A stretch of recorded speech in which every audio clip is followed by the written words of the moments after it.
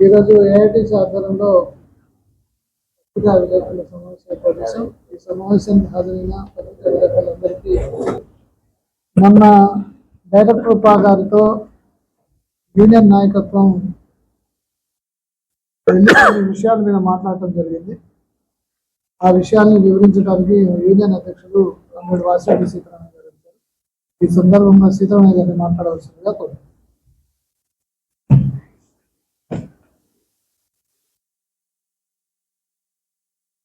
అందరికీ నమస్కారం. 12వ తేదీ నాడు డైరెక్టర్ పాతోటి హైదరాబాదులో గుర్తింపు సంఘం సమావేశం జరిగింది.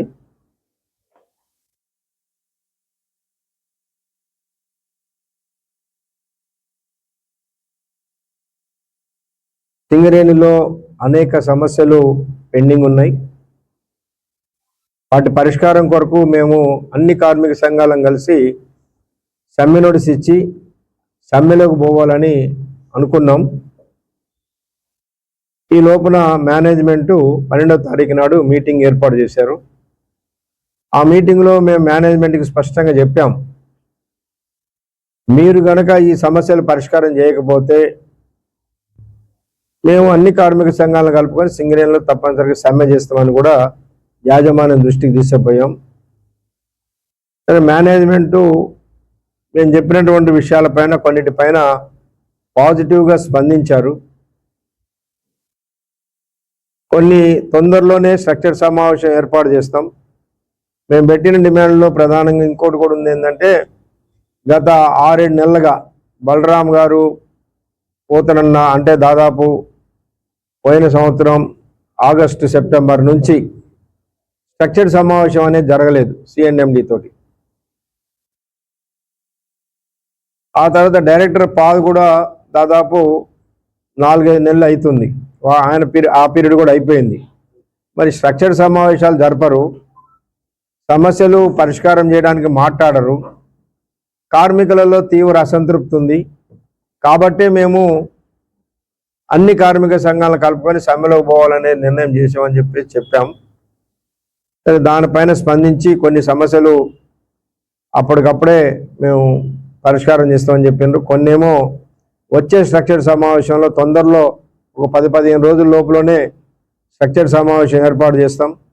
ఆ సమావేశంలో కొన్ని సమస్యలు పరిష్కారం చేస్తామన్నారు. 1-2 సమస్యలేమో ఇది లీగల్గా ఉన్నటువంటి సమస్య కాబట్టి మేము ప్రభుత్వం దృష్టికి తీసుకొస్తాం. ప్రభుత్వం దాని మీద స్పందించి చేయమంటే మేము చేయడానికి సిద్ధం ఉంటాం, మాకేం అభ్యంతరం లేదు. కానీ మా అంతటా మేము మాత్రం అది లీగల్గా సమస్య కాబట్టి మేము చేయటం సాధ్యపడదని చెప్పారు. ఇందులో ముఖ్యంగా మెడికల్ బోర్డుకి సంబంధించింది ఏదైతే ఉన్నదో తప్పనిసరిగా 1 నెల రోజుల్లో మెడికల్ బోర్డుని ఏర్పాటు చేస్తాం అనేది స్పష్టంగా హామీ ఇచ్చారు. డేట్ ఎప్పుడో చెప్పండి అని అంటే చైర్మన్ గారితో మాట్లాడి డేట్ డిసైడ్ చేస్తామన్నారు, మెడికల్ బోర్డు డేటు.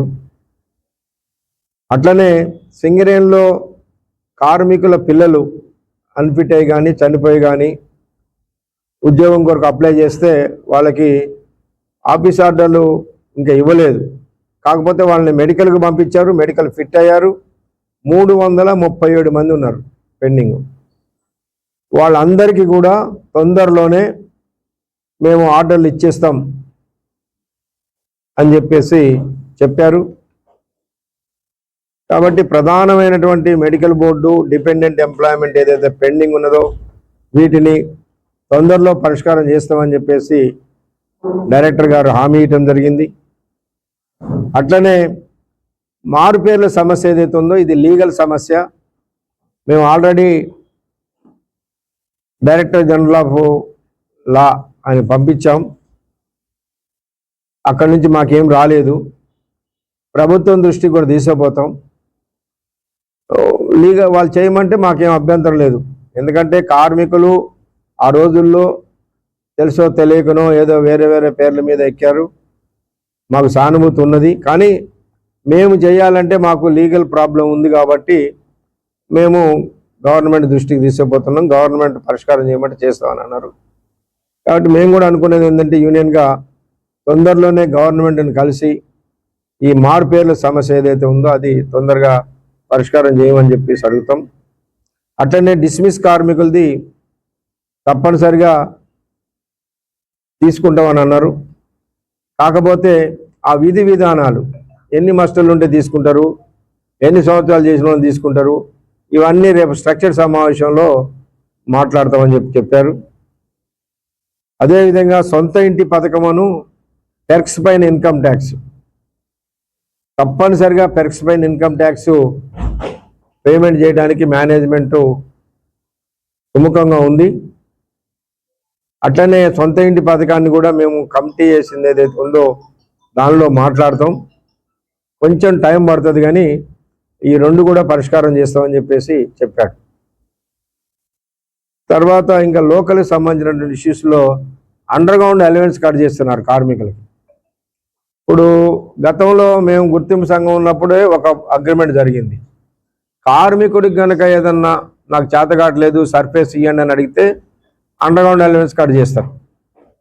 అట్లా కాకుండా యాజమాన్యానికి అవసరం ఉండి కార్మికుడిని సర్ఫేస్లో వాడుకుంటే వాళ్ళకి అండర్ గ్రౌండ్ అలవెన్స్ కట్ చేయడానికి వీల్లేదు అనేది సర్క్యులరే ఉంది. కానీ ఇటీవల కాలంలో మేనేజ్మెంట్ ముఖ్యంగా శ్రీరాంపురం మేనేజ్మెంట్కి కార్పొరేట్ నుంచి 2 సార్లు సర్క్యులర్ పంపించారు. అండర్ గ్రౌండ్లో పనిచేసే కార్మికులకి వాళ్ళంతటా వాళ్ళు అడిగితేనే అండర్ గ్రౌండ్ అలవెన్స్ కట్ చేయండి, మిగిలిన వాళ్ళకి కట్ చేయొద్దు అని సర్క్యులర్ ఉన్నదాన్ని 2 సార్లు ఇచ్చినా ఇక్కడ మేనేజ్మెంట్ కావాలని వాళ్ళకి అండర్ గ్రౌండ్ అలవెన్స్ కట్ చేస్తూ ఉంది. గతంలో సింగరేణిలో అండర్ గ్రౌండ్ ఆల డ్రైవర్ని సర్ఫేస్కి పెడితే పోయేవాడు కాదు, నేను బోను అని చెప్పేసి రిఫ్యూజ్ చేసేటోడు. ఈ మధ్యకాలంలో వాళ్ళు పోతే ఇప్పుడు అండర్ గ్రౌండ్ అలవెన్స్ కట్ చేస్తారు. వాళ్ళు పోకపోతే మైనే ఆగిపోద్ది. గతంలో అట్లా ఆగిపోయిన విషయాలు కూడా ఉన్నాయి అని మేము మేనేజ్మెంట్ దృష్టికి తీసకపోతే ఇక్కడ స్థానిక జిఎం దృష్టికి వాళ్ళు పరిష్కారం చేయటం లేదు. అంటే ఇప్పుడు ఈ పరిస్థితి ఎట్లున్నదంటే చట్టం ఉన్నా లేకపోయినా రాజకీయ నాయకులు చెప్తే చేస్తారు, దానికి ఏం చట్టాలు లేవు. ఎందుకంటే వీళ్ళు రికమెండేషన్తో వచ్చిన ఆఫీసర్లు కదా, ఈ రికమెండేషన్లో వచ్చిన ఆఫీసర్లు అట్నే చేస్తున్నారు. అందుకని మేము చెప్పినాం, డైరెక్టర్ దృష్టి తీసపోయినాం, కావాలని చేస్తున్నారు. శ్రీరాంపురంలో అండర్ గ్రౌండ్ అలవెన్స్ అనవసరంగా కట్ చేస్తున్నారు కార్మికులకి. SRP 3లో ఒక కార్మికుడికి 40,000 రూపాయలు కట్ అయింది. ఇది ఎవరు తప్పు?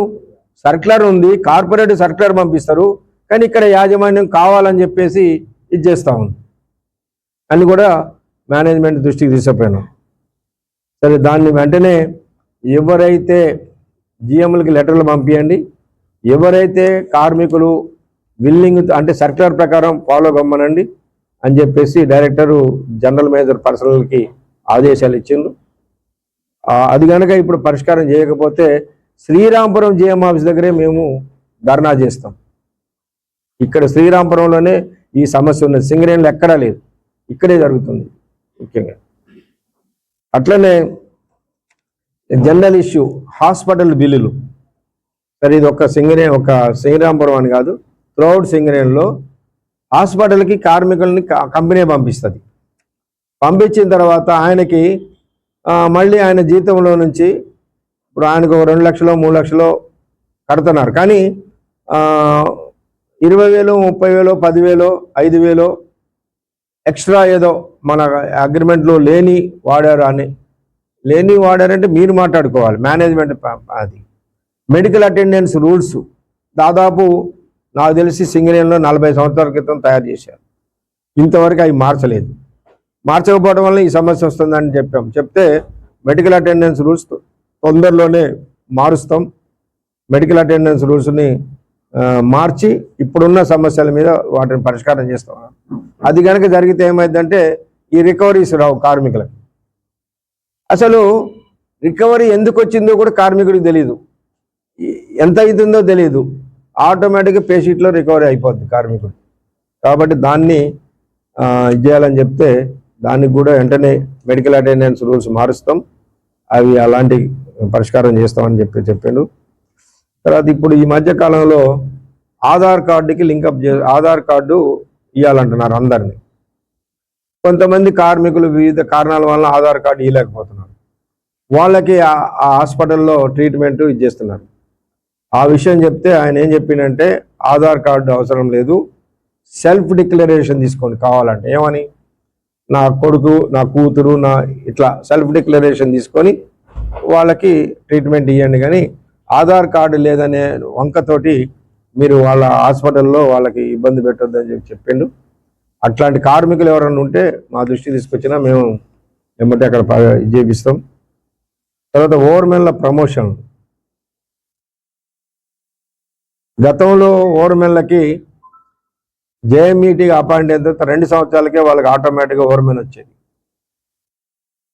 టీబీజీ కేసు ఉన్నప్పుడు ఒక అగ్రిమెంట్ చేశారు వాళ్ళు. ఏమనంటే ఖాళీలు వచ్చినప్పుడు ప్రమోషన్లు ఇవ్వండి అని అగ్రిమెంట్ చేశారు. ఇక అది మేనేజ్మెంట్కి అవకాశం దొరికింది. ఇప్పుడు ఖాళీలు లేవని 10 సంవత్సరాల నుంచి వాళ్ళని చేస్తలేరు. 2016లో అపాయింట్ అయిన బ్యాచ్ ఇప్పటికి కూడా వాళ్ళు సర్దార్లుగానే ఉండిపోయారు. అయితే దాన్ని వెంటనే పరిష్కారం చేస్తాం. ఆ 2016 బ్యాచ్ వరకు కూడా అందరికీ ఓవర్మెన్లు ఇవ్వడానికి మేము చేస్తామని చెప్పారు. కాబట్టి ఈ ఓవర్మెన్ల ప్రమోషన్ సమస్య కూడా తొందరలోనే పరిష్కారం అయింది. అట్లనే అన్ఫిట్ అయినటువంటి మైనింగ్ స్టాఫ్ ట్రేడ్స్మెన్లకి గతంలో సర్ఫేస్లో జనరల్ మజూరు ఇచ్చేవాళ్ళు.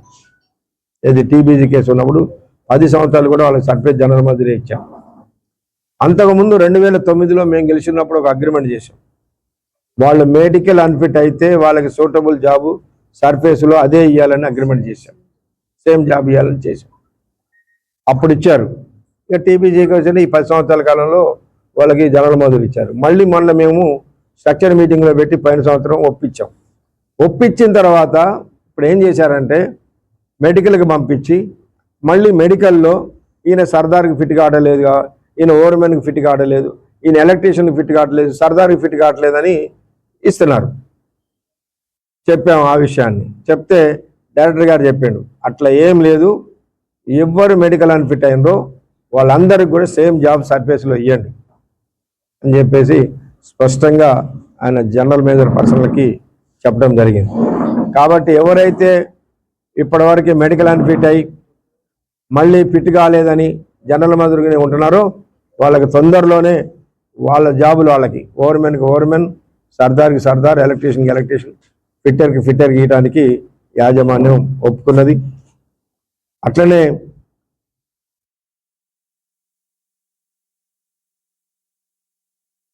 కొంతమంది కార్మికులు దిగిపోతే వాళ్ళకి క్వార్టర్ ఖాళీ చేయలేదని గ్రాట్యుటీ ఇవ్వరు. ఈ మధ్య ఏం చేసిందంటే వాళ్ళకి లాభాల వాటా, లాభాల బోనస్ కూడా ఆపేశారు. దాదాపు 5 నెలల నుంచి వాళ్ళకి లాభాల వాటా కానీ లాభాల బోనస్ కానీ ఇవ్వకుండా ఆపారు.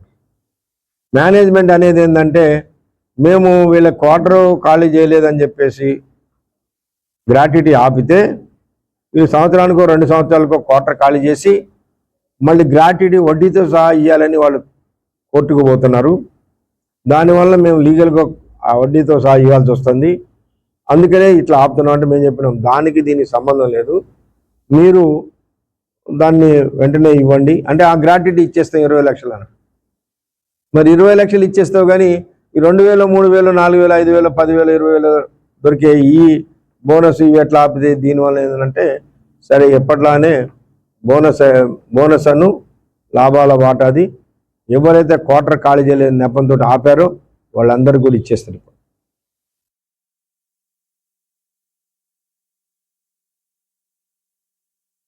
తర్వాత ఈ మధ్య పేపర్లలో కూడా మనకు వచ్చింది ఏంటంటే గోల్డెన్ హ్యాండ్ షేక్ పెడతారు, వాలంటరీ రిటైర్మెంట్ పెడతారు అనేది వచ్చింది. అది అడిగాం, ఎట్టి పరిస్థితుల్లో పెట్టమని చెప్పేసి డైరెక్టర్ చెప్పాడు. గోల్డెన్ హ్యాండ్ షేక్ కానీ వాలంటరీ మన ఇది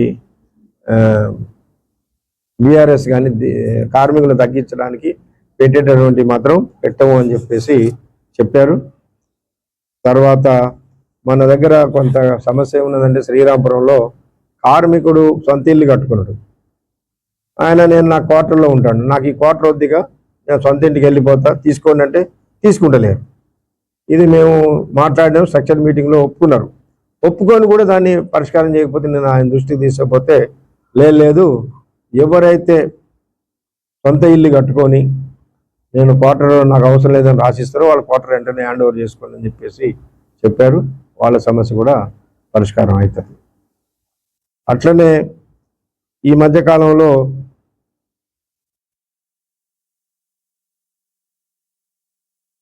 మందమరిలో ముఖ్యంగా Mandamarri OC, Mandamarri CSP, RKP CSP ఇవి మున్సిపల్ పరిధిలోకి వస్తాయి.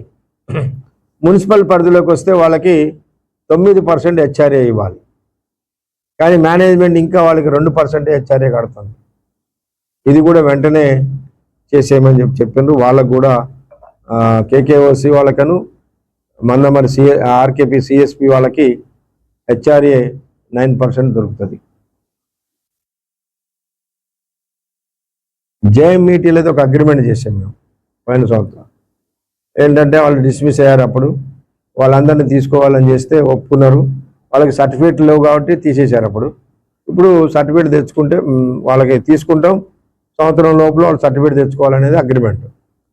మేనేజ్మెంట్ మళ్ళీ ఏం చేశారంటే సర్టిఫికేట్ ఉన్నోళ్ళనే తీసుకుంటామని పెట్టారు. అందులో 40 మందికి ఏమో ఎలిజిబిలిటీ వస్తే అందులో సర్టిఫికేట్ ఉన్నోళ్ళు 11 మందో 12 మందో ఉన్నారు. మిగిలిన వాళ్ళకి ఎవరికి సర్టిఫికేట్ లేదు. కాబట్టి వాళ్ళందరినీ తీసుకోవాలి పనిలోకి. సంవత్సరం లోపల వాళ్ళు ఓవర్మెన్ సర్టిఫికేట్ ప్రొడ్యూస్ చేయాలని చెప్పేసి ఒప్పుకున్నారు. వాళ్ళందరికీ కూడా ఇచ్చేస్తారు.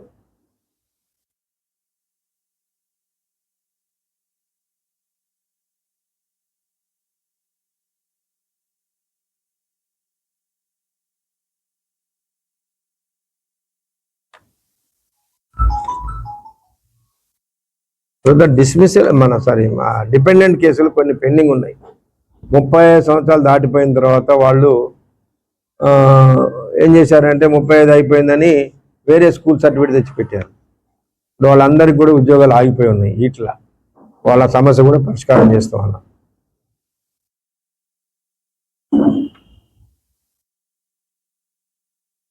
తర్వాత ఈ మధ్య కాలంలోనే వాళ్ళు మారు పేరు మీద ఎక్కిన ఒక 4-5 డిస్మిస్ చేశారు.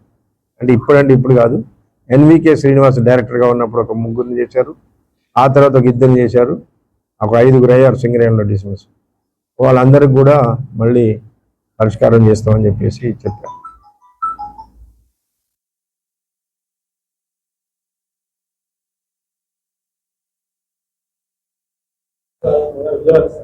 ఉద్యోగాలు ఇస్తారు.